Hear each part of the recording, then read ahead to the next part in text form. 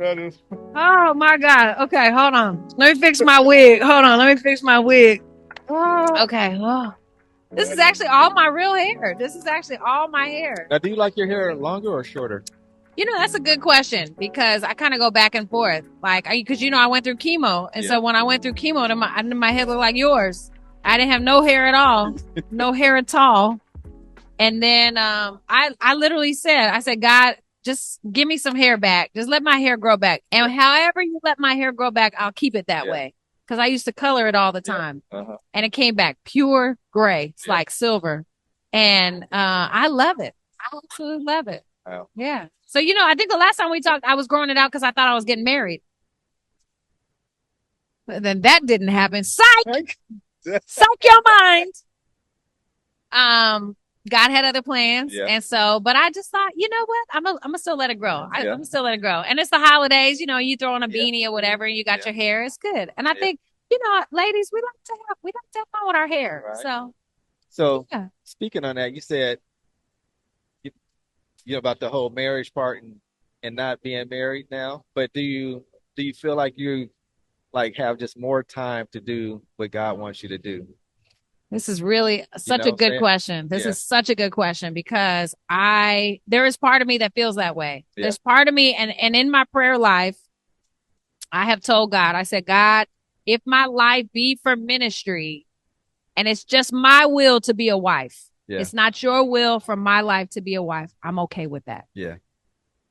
That's huge. It is. That's huge. And I don't want to get too deep off into that, but there's a whole, the Bible talks about if you struggle with desires, then you should be married. Like, know thyself enough to know, like, get married and, so you can deal with that.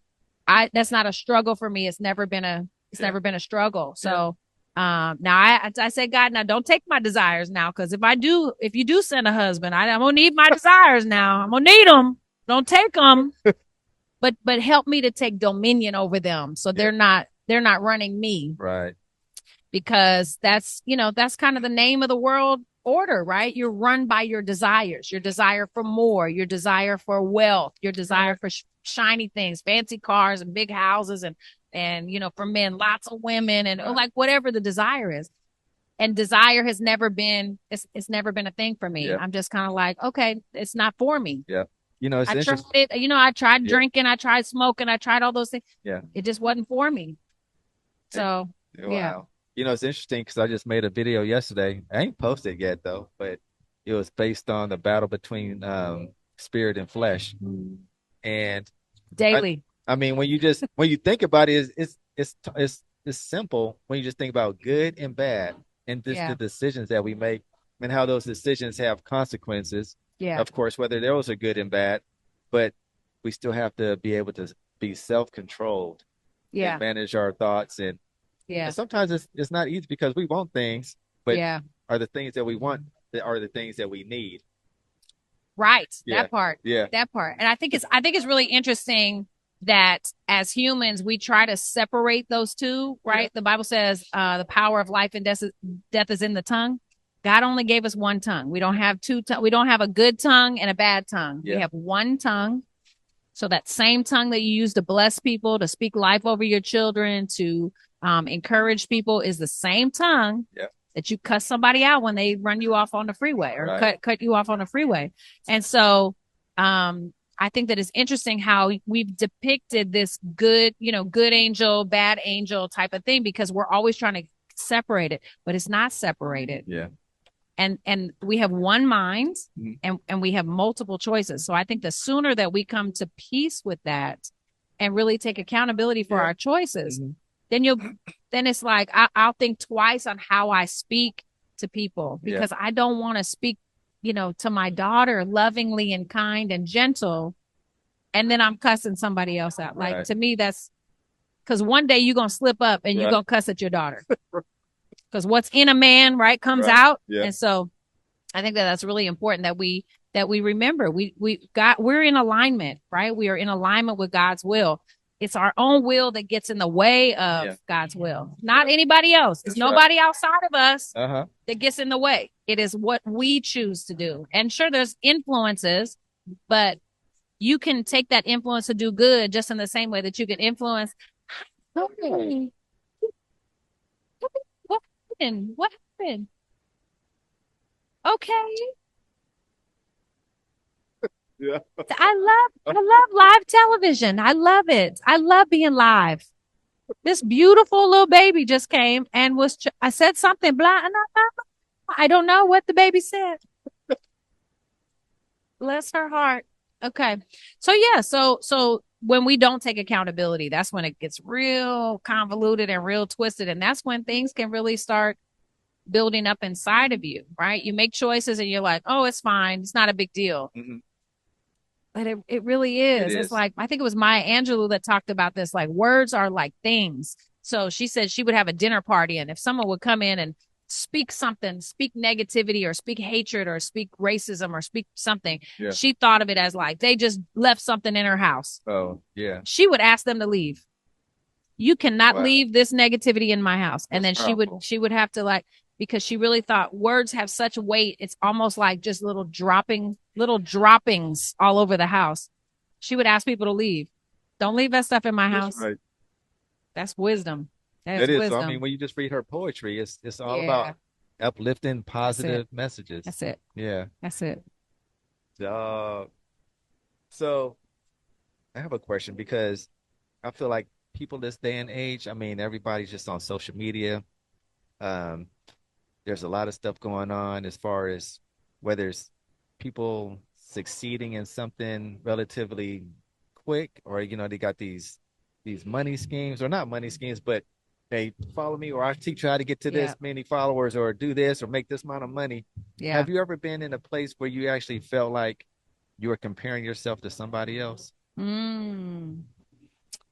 I mean, I think that it's a natural thing, right? I mean, as when we're born, we get our identity from who we see, who's around us. So like as a young girl, I got my identity as a young woman from my mom, looking at my mom, watching my mom. So we learn from one another. Yeah. Which is why we say it's really important to choose your family, like choose the people that you surround yourself with, because you're going to pick up traits. And you might not even say, oh, I'm going to do what they're doing, but by seeing what's going on. So social media is really dangerous, can be really dangerous like that, because if you're constantly scroll, depending on your algorithm, you might have a bunch of garbage coming through, right? Because that's what you've been watching. Yeah. So once you've been watching that, then that's what they feed you. Mm-hmm. It's not the only thing that's on Instagram. That's Some else's feed at the same exact time as you is going to be completely different based on what all my feed is positivity, affirmations, people celebrating birthdays. It's always this positive. And I'm like, I'm so grateful for that, because I choose. And if you bring some negative, bye-bye, swipe, whatever swipe. I swipe one way, I don't want it. But yeah, I think that, you know, it depends on what your motivation is. If I'm looking to you to learn something, if I'm going to take your methods or your processes and put it towards what I'm doing, like my original thought, then I think that's okay. But if I'm looking to you in a way of envy, and I'm like, I should do more like that. I should be more like that. I should look more like that. Now you're losing yourself. Right. And God created you very specifically to serve a purpose for such a time as this. Exactly. Okay. So if you look around at the climate right now, the politics, our communities, our finances, the financial state of our communities, we're in trouble. Yeah. We're in trouble. And my prayer is that we as individuals can actually get into our purpose so that these problems can be solved. Right. Because you have an answer to a prayer in you. Right. You have the resolve to a problem in you. But if you out of purpose and you out of alignment, I'm over here like, where's my help? God, send me help. And you might be, but because you're not on your square, you off in la la land doing whatever you think you spoke, but you're not in alignment with God. Now I'm over here suffering, because my blessing is in you. Now, God can use people, places, and things, and if he want to bless me, any way you want to bless me, God. But that's really important. And I feel like we're so far just kind of disjointed and out of alignment as individuals. And that's why we we're struggling to get our communities together. That's why organizations like the King's Accountability Group are so vital. Because you can't see what I'm looking at, but I'm looking out over into this, this beautiful fellowship hall. Because I'm super churchy. This is a fellowship hall to me. And all the babies we've got, we did a toy drive. The Kings did a toy drive. They have all the toys over here. Kids are laughing and smiling. This is the most young people I've seen in one place laughing and smiling and joking in fellowship. We have somebody over here spray painting, doing graffiti of their names. We have, beautiful music and food. You got Joe back there cutting kids' hair. Man, yeah, we got a bar. We got the pastor cutting hair back there, having a whole barbershop back there for free $99. This is what it's all about. And it's because, one of the kings was like, I want more. I want to do more. I want to give more. I want to be more. I want to serve more. Yeah. And the more we give, the more we get. That's right. Not the more you get, then the more you give. We talk about, when I have it, I got you. No. Yeah. The more you give, the more you receive. And it's just, if you need joy in your life, go give joy to somebody else and watch the joy come back to you tenfold, 100-fold, 50, whatever. But yeah, that's why I love supporting this group, because you're not just talking about it, you being about it. Right. Yeah. There's a lot of action. There's a lot of planning. Ideas come, and these guys just run with it. Absolutely. Mm-hmm. It's good stuff. It is. It's good stuff. I'm loving it. I'm loving all these kids. Absolutely. And even with the two girls I had on earlier, off the hook. Wow. Off the hook. Okay. I mean, as far as like their mindset, their focus. Yeah. Some of the things that they were talking about, like one of the girls, she's talked about like just having that desire to just kind of get on her phone and scroll. But she's like, you have to establish boundaries. You have to know when it's time to stop and say no, because you have this other priority that you need to take care of. Right. And I was like, that's wisdom. That is. She did teach some of us grown-ups that. For real. Because the scroll struggle is real. It is real. That scroll struggle is real. And what are we looking at? What are we looking for? Right. What are we searching for? What are we now? I heard this from somewhere. I cannot remember. I want to honor the source, but I can't remember who said it. But when we play games on our phone, some people play the games just to like relax the mind, like get out of whatever. They got a stressful job, whatever. They're just going to play games. But some people are procrastinating on something that they're supposed to be doing, writing the book, starting the business, forgiving somebody, getting therapy for some past trauma, like procrastinating on something. Right. But you feel a sense of accomplishment on a game. You racking up points and you racking up whatever. For me, it's it's a King's something. I can't even King's Quest or some anyway. And it's like, sometimes I find myself in that mindset. I'm like, oh, look at me. I'm doing something. Right. I got extra lives. Yeah. Oh, wow. Look at all these coins I collected. Yeah. Wow. Oh, I rescued blah, blah, blah. I did such and such. I did all the, I'm on level, whatever thousands of levels it is. And I just thought, wow, this is such a false sense of accomplishment. Yeah. But I think so many people are doing that. Yeah. And it made so much sense when I heard this person say it. I said, oh my God, we are really procrastinating because it's not easy. Right. Nobody's saying success is easy. It's not. It requires so much. It requires the right place at the right time with the right vision and the right team and the right backing and the right connections and the right community and the right it really requires alignment. And so most people just give up. Most people go get a 9-to-5 because that's the easy way to do it. I'm not even going to think about it. I'm just going clickety clack and get my check. And then I don't have to be counted. I don't have to be counted because I'm just in the rat race. But the reward when you step out on faith, when you really have a vision. And I do have an update for you. Okay. I finished the draft of my manuscript. Are you serious? I've been talking about this. I've been talking about it seriously since 2019. Yeah. And I think we talked about it the last time we met. And this was just 10 days ago. And I was having a rough day, and I was just kind of down in the dumps, and something came over me, and I just got this burst of energy, and it was like 8 o'clock at night. I stayed up till 4 a.m. and I finished my manuscript. Wow. And it was just like boom, boom, boom, boom, boom. Did the outline and then just filled in all the blanks. And like, I still have a ways to go, but I'm like, this is the furthest I've gotten in this book in over 5 years. Wow. And so I think that timing is important, but you got to get sick and tired of being sick and tired. Yeah. You just gotta, one day you just gotta wake up and say, that's enough. I've had enough. I've had enough of mediocrity.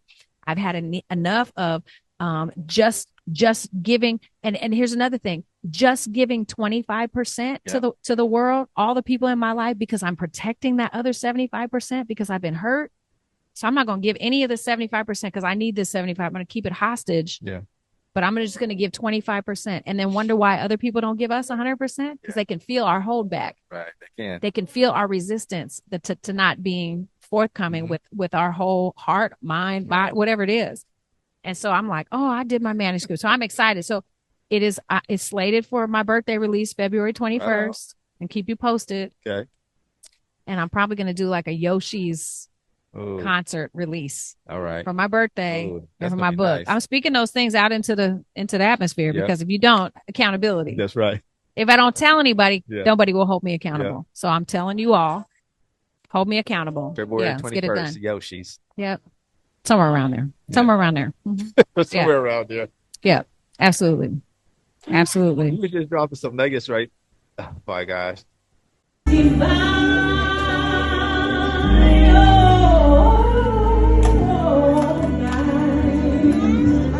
When Christ was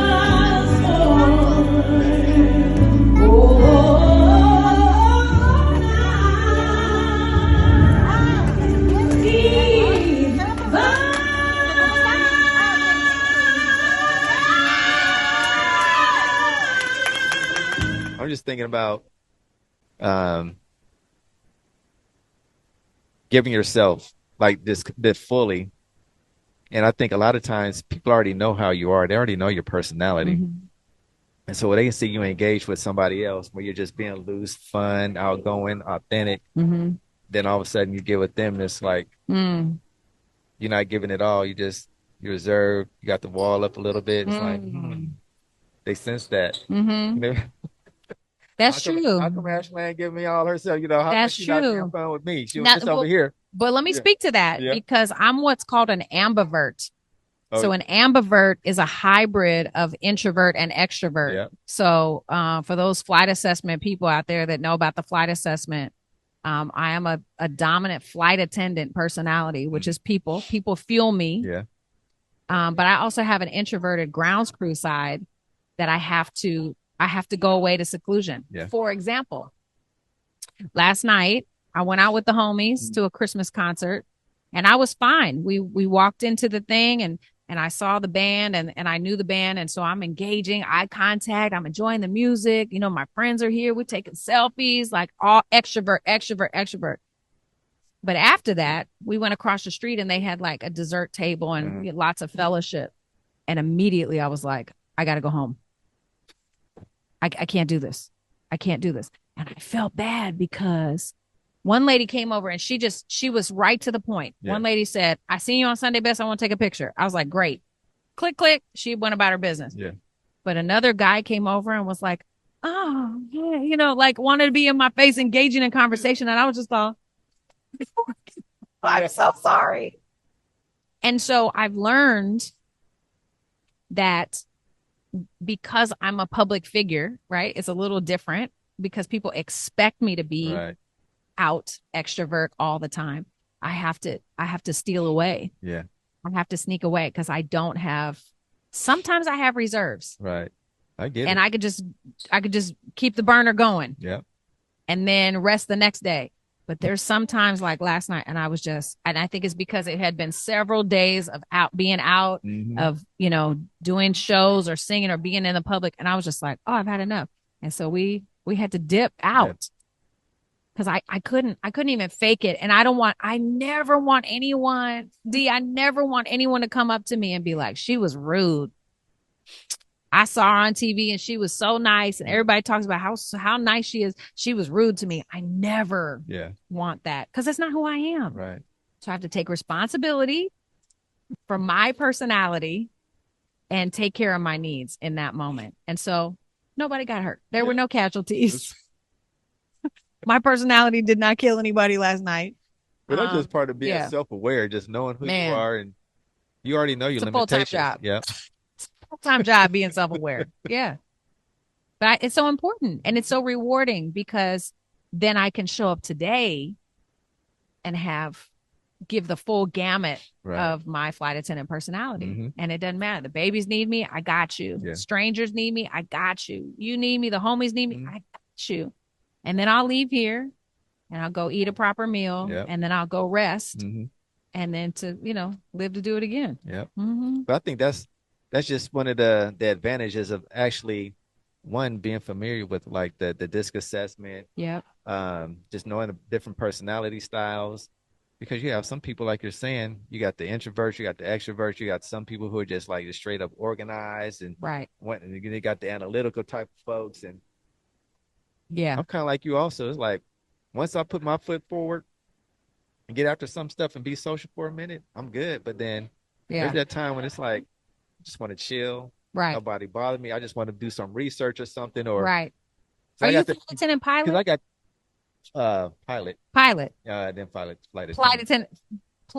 Flight attendant. I'm about to try to make you a flight attendant. You a pilot attendant. You a pilot attendant. Pilot first, flight attendant second. Okay, got you. Yeah, so that makes sense. That makes sense. So you get frustrated when you don't see results right away. Yep. And I just and then I'm like, who do I need to call? Who can help me do this? I feel like sometimes I'm just spinning my wheels doing certain things. Yeah. And I know it's being done because people are doing it. Yeah. Can somebody just show me how to do this real quick? Because my other thing is just like trust. Can this person do what I want them to do? And so, of course, Tyrell, he got me like, all right, dude, you need to create a system for this. Right. So somebody else can do what you got to do because you already did it. I was like, okay. But, I've been burned a couple of times where I just found somebody just to kind of do some simple stuff like some automations. Okay. Found out the person didn't even know what the heck they were doing. And so I'm like, there go $150 or whatever, a couple $100 that I lost on this person. Let me go back to this other dude who actually did it. Yeah. And so I was like, okay, now so now things are working out. I think that's why it's important to build a team. It is. And to build a team, hold on to good people. Right. Hold on to those good people. Don't let them go. Yeah. Try to stay connected with them as much as you can. But your team is so important. It's vital. It is. Mm-hmm. So what you got coming up next? What's the next big Ashling Cole type thing man. as far as like projects or just something that you're working on that's going 2025? What's 2025? Well, let me tell you about 2024 first. Okay. Hold on. Okay. Let me tell you about 2024 first. Okay. So I got to pull it up because I need to take a look at it. Okay. Shout out to Tracy Carter, my good friend, Sacramento, another Sacramento cat. Okay. Lives in LA now, but is from Tracy Carter from Sacramento. Trey Carr, some people know him as that, asked me to be part of his holiday album. And it was just released a couple days ago. In fact, it was released. Oh, it doesn't have the release date, does it? It would. November 27th. Okay. Trey Carr. Yep. It was just released November 27th. So I have a song on there. It's called Christmas Unimagined, the Holiday Playlist. That's the name of the album. And I don't know if y'all can see. That's the album cover. You ain't going to be able to see it because it's so small. But my song is called Holiday Vision. And it's not gospel. It's an R&B song. Talking about love and a good man for the holidays, all that. It ain't nasty now. No, come on now, because I'm not. It had to be. There has to be at least a thread of Jesus through whatever I do. But yeah, I'm excited about that. December 15th. Oh man, that's tomorrow. Tell me, December 15th ain't tomorrow. December 15th is tomorrow. I know y'all watching this after the fact, and you're like, right. Oh my God. Okay. Well, I think tomorrow I'm going to be at BB Memorial. I'm about to tell y'all right now. Gregory Cole and the BB Memorial Choir is doing an event. It doesn't even have it on there. I'm going to be the special guest. We're going to have to find out. I think it's the 15th. I think he said the 15th. Lord Jesus. Anyway, I'll be at BB Memorial in Oakland. Christmas Eve, I will be at Triple Cross. That's what I call it in Castro Valley. Three crosses in Castro Valley. They're doing a beautiful Christmas Eve service. Beautiful Christmas Eve service. So I think it's at 6 p.m. and I think there's 2 services. Definitely come out for that. That is, if you're in the area, it's going to be absolutely beautiful. And then that's it for me for the rest of the year. For the rest of the year? That's it. That's it. So 2025, the book. The book is coming out early 2025. I have my hands in some other musical things that I'm working on. And yeah, I don't stop. Can't stop, won't stop. That's right. Yeah, I can, I will, I must. That's the mentality. Yeah. So oh, thank you. Y'all probably can't. They shouted me out right now. Love y'all. So yeah, 2025 is going to be, my past self, we have to use good language, right? Yeah. My past self, it could have been 5 minutes ago, but my past self, I concern myself with what people think of me and how they feel about me. I really do.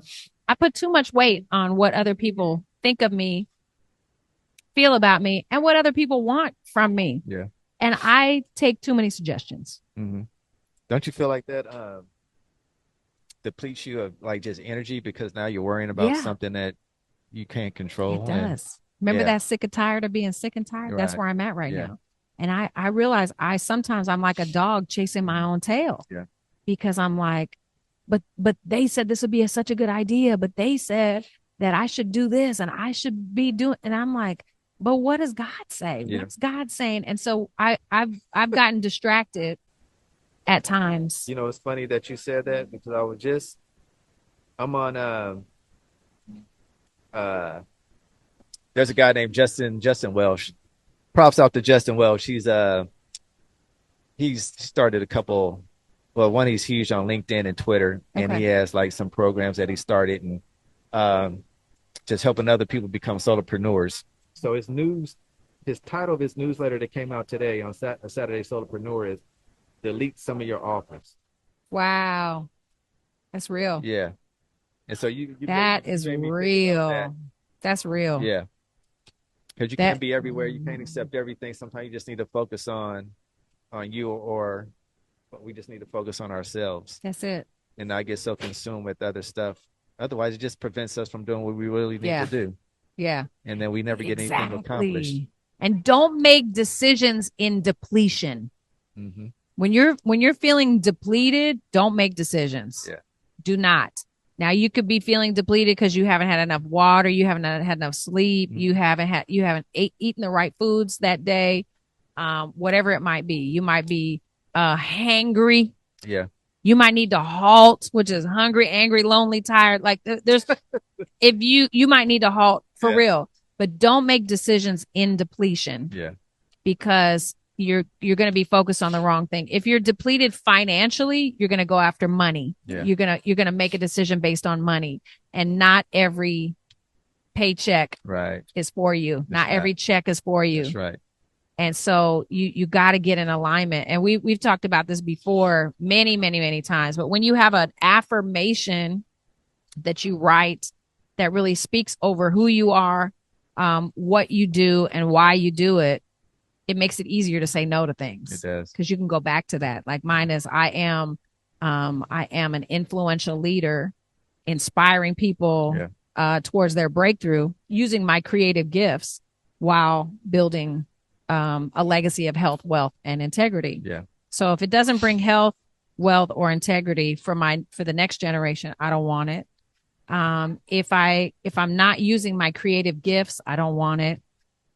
If I'm if I'm not, if it's not building something, it's tearing something down, I don't want it. Like, that's just like one example. But when you build your life around knowing who you are and what it is God has called you to do, it makes it much easier to say no. And even somebody like myself who has an affirmation, who works very hard every day to stay in my integrity, I still find it difficult. Right. Because when you're an influencer, you are this, that, what's that? Some, but you got to really stay focused and pick that one thing. If you just have one good thing, all you need is one multi-million-dollar idea and you set. That's it. You don't need 11 ideas. Take that one idea and execute it to its fullest potential. Then go get another idea. There you go. That's it. That's it. That one thing. The one thing, that's a great book, by the way. The one thing is also a great book that you all can get into. I appreciate you. I was trying to get my best friend over here to say something, but when I tell you he's an introvert mostly, he's a grounds crew to the core. Yeah. And he's like, nope, I did what I came to do. I'm out. When we rode together, so Jacory out there in the car, I'm like, man, come holler at the people. He said, I'm good. Okay, that's I recognize the language. It's all good. I appreciate you, man. As always, thank you. We always have good conversation. We do. Always, every time. Yep. Shout out to everybody. Why not you? Let's go. That's right. Ashling Cole, y'all. And we out. Ooh, re.